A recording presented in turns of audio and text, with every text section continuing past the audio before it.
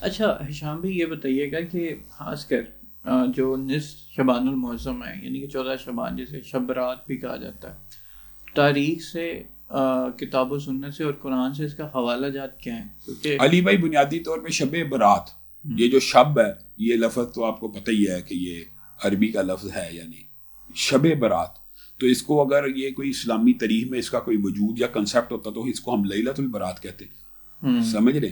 تو شب برات بنیادی طور پہ جہاں پہ بھی آپ کو عربی کے ساتھ کوئی فارسی کا جملہ نظر آئے تو اس کو آپ سمجھ لیں کہ یہ عجم سے بات آئی ہے.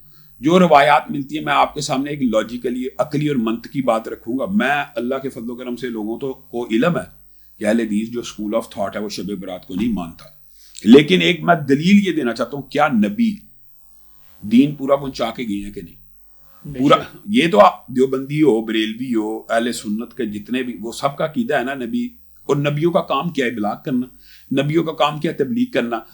اور نبی کیا کوئی چیز چھپا کے جائے گا؟ تو مجھے یہ ہے کہ میں صرف ایک دعوت فکر دیتا ہوں، اعتراض نہیں ہے کسی کے اوپر، نہ تان و تشنیع ہے. یہ جو بات بنائی جاتی ہے کہ رسول اللہ صلی اللہ علیہ وسلم، روایات موجود ہیں لیکن ان کی اتھینٹسٹی کے اوپر غور کرنا ہے، اور ان کی ذرا ایک طرز تخاطب کے اوپر غور کریں کہ رسول اللہ اٹھے تھے خاموشی سے، چپکے سے، بقیع میں گئے، ساری رات عبادات کی، امی عائشہ کو بھی نہ پتہ لگے کسی. کیا نبیوں کا کام یہ ہوتا ہے کہ خفیہ عبادت کی جائے؟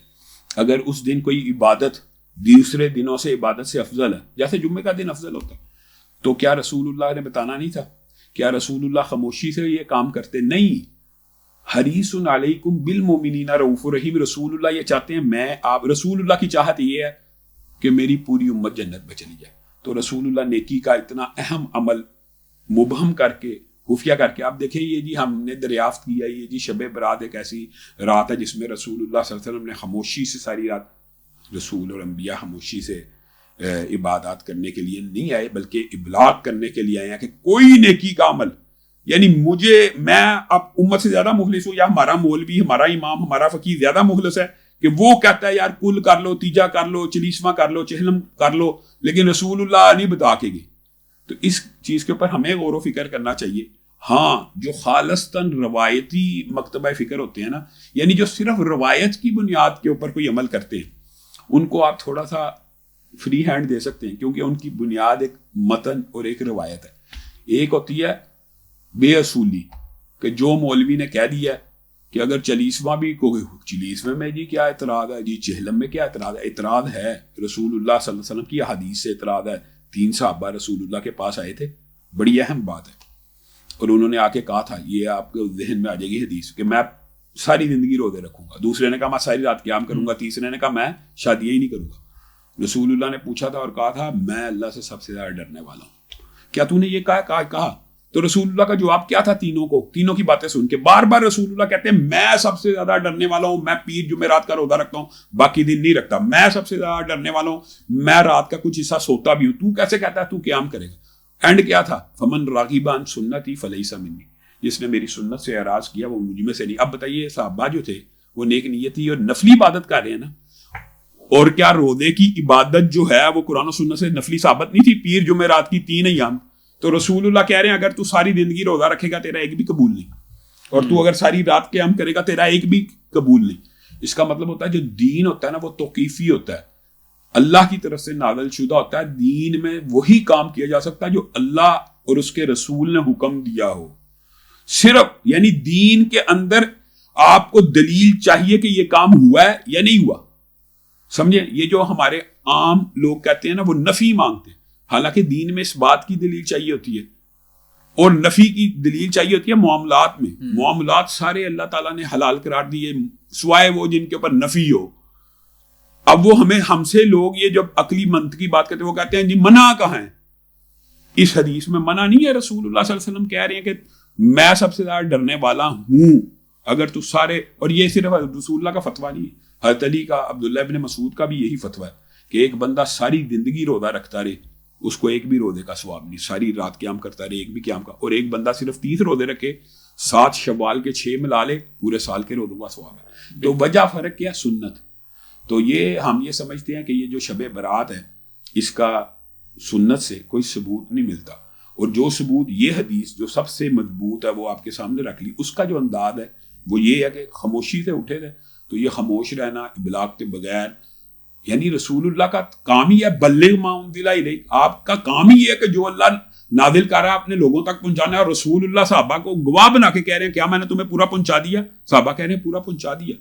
تو یہ کوئی بات چھپی بھی. اچھا، اسی سے پھر جڑا ہوا ایک اور سوال ہے کہ کچھ سنتیں ہیں جو آپ صلی اللہ علیہ وسلم نے، مطلب ہمارا دین آپ صلی اللہ علیہ وسلم سے ہے، کچھ سنتیں ہیں جو ہمارے خلفاء کی بھی ہیں.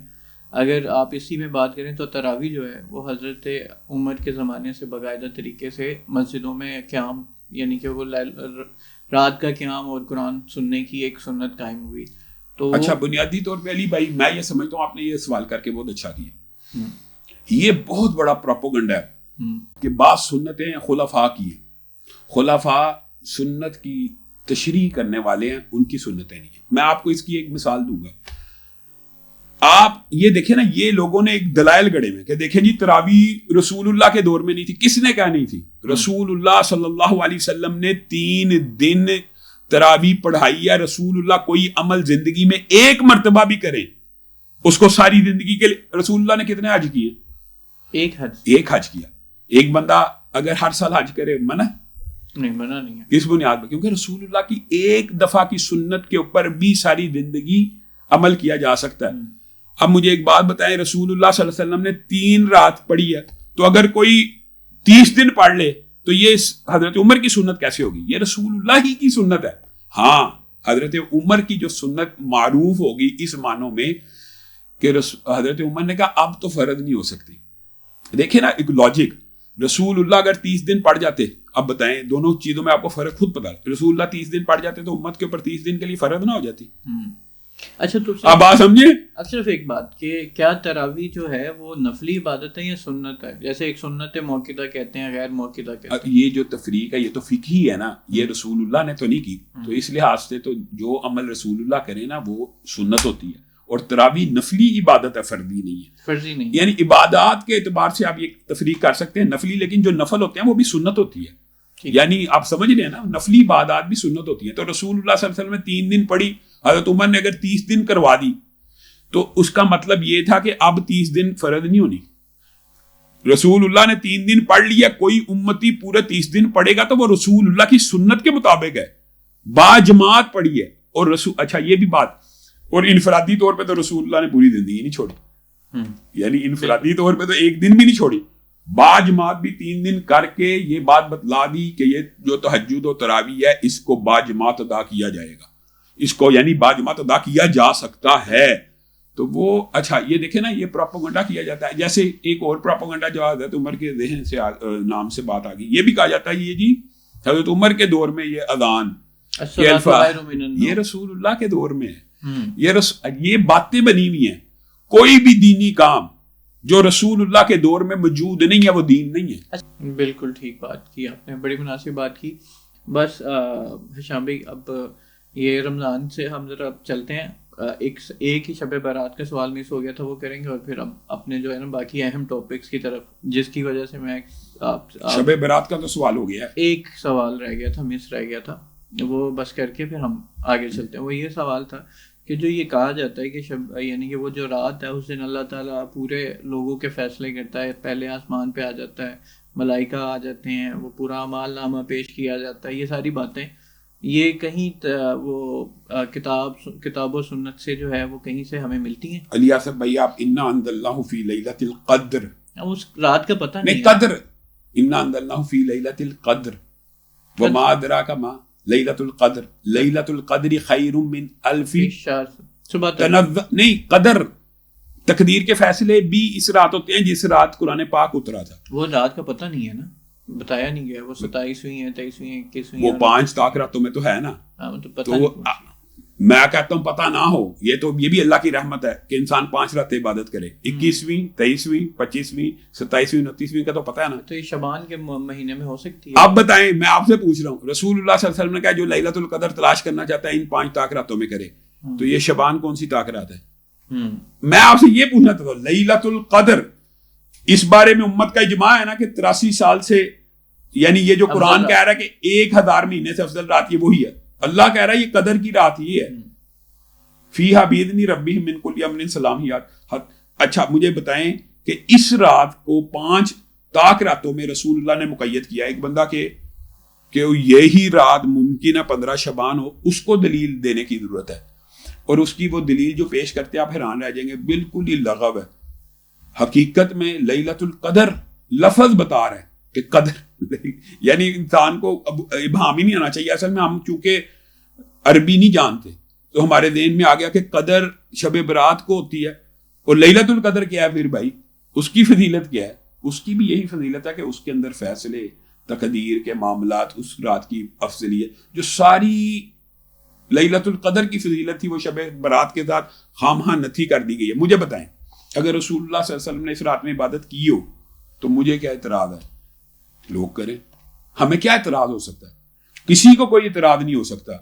پھر آگے سے وہ کہتے ہیں چلو یار ویسے ہی سمجھ لو کہ ایک رات کو, نہیں ویسے نہیں. اگر آپ کسی بھی رات کو مختص کرتے ہیں, خاص کرتے ہیں اور اس کے اندر عبادات کرتے ہیں, اس کو آپ کو ثبوت دینا ہوگا. بالکل, بہت اچھی بات. اب اہم جو ہمارے امت کا مسئلہ ہے, ایک تو انٹر فقہ بہت زیادہ ایک ڈسکورس آج کل پوری عوام میں پایا جاتا ہے.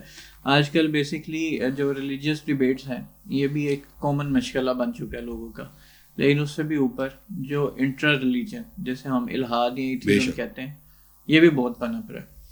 تو سب سے پہلے شروعات کرتے ہیں کہ آپ کے خیال میں کہ یہ جو ایتھیزم والی ایک ویو ہے, آپ کے خیال میں اس معاشرے میں اس کی وجہ کیا ہے؟ علی بھائی بنیاد